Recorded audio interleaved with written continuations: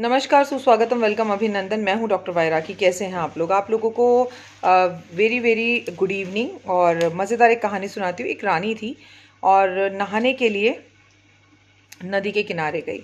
जब वो नहाने के लिए गई तो उसने अपना, रानी की पूरी व्यवस्था थी, उसकी बहुत सारी सखियाँ वगैरह वहाँ पर थीं। वहाँ एक टेबल लगी हुई थी, मतलब रानी के लिए गोल्ड की। उसके ऊपर उसने अपने डायमंड का बड़ा सा हार उतार कर रखा। उस हार को एक कौवा उठाकर ले गया और जब रानी लौटकर वापस आई तो उसे अपने कपड़े मिले पर हीरो का हार नहीं मिला। अब रानी बड़ी परेशान हो गई। रानी ने बड़ा दुख शोक मचाया। ये खबर राजा तक पहुंची। राजा रानी के कक्ष में पहुंचा तो रानी बहुत ज़ोर ज़ोर से रो रही थी। रानी ने कहा, मुझे मेरा वो हार ला कर दो, चाहे तुम कहीं से भी ला कर दो। राजा ने कहा, इसमें क्या बात है, मैं तुम्हें नया बनवा देता हूँ। भाई वो राजा है और तुम क्यों उस हार के लिए रो रही हो? मैं नया बनवा देता हूँ। बोली, मुझे नया हार नहीं चाहिए, मुझे सिर्फ वही हार चाहिए, और अगर वो हार मुझे नहीं मिला तो मैं अपने प्राण दे दूँगी। राजा बड़ा परेशान हुआ। सारी प्रजा के अंदर भेजा गया, लोगों को ढूंढवाया गया, लेकिन भैया हार तो कौवा उठाकर ले गया था। अब हार किसी को भी नहीं मिला।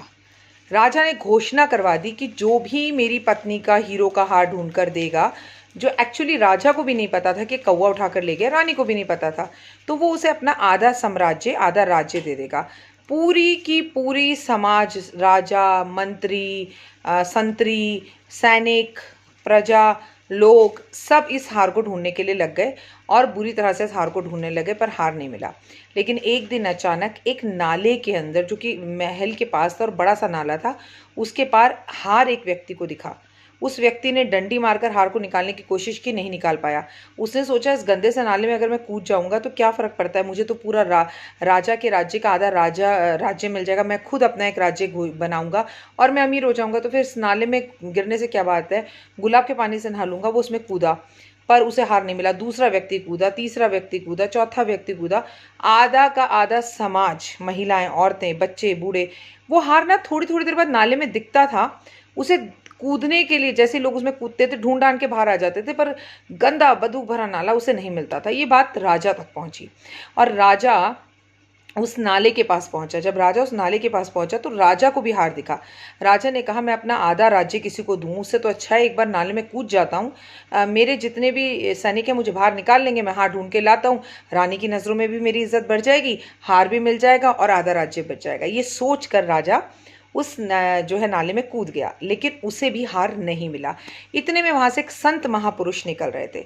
उन संत महापुरुष ने कहा, ये कैसा राज्य है, यहाँ का राजा, लोग बदबू भरे, नाले के अंदर काले नीले पीले हुए, ये हो क्या रहा है? अब क्यों कर रहे हो तुम ये सब? तो किसी ने संत को सारी कहानी सुनाई। संत ने कहा, तुम पागल वागल हो क्या सारे के सारे? अरे ध्यान से तो देखो, हार नाले में नहीं है, हार ऊपर पेड़ की टहनी पर है और उसकी परछाई दिखती है। उसको कूदने के लिए जब तुम पकड़ते हो तो वो तुम्हें इसलिए नहीं मिलता क्योंकि वो वहाँ है ही नहीं। सब ने अपना सर पकड़ लिया और हार को उतार कर रानी को दे दिया गया और संत को आधा समाज दे दिया गया। इस कहानी से आपने क्या सीखा? कई बार हमें भी जो दिखता है वो होता नहीं और हम परछाइयों के पीछे भागने लगते हैं। और दूसरी और महत्वपूर्ण बात, जब ज़िंदगी में राह ना दिख रही हो तो एक बार अपने एस्ट्रोलॉजर से बात कर कर ज़रूर देखें। मैं यहाँ संत गुरुओं की बात नहीं करूँगी, एस्ट्रोलॉजर आपकी तरह इंसान होता है, उनसे एक बार बात करके ज़रूर देखें कि शायद आपकी नज़र वहाँ नहीं पड़ रही जहाँ उनकी पड़ जाए।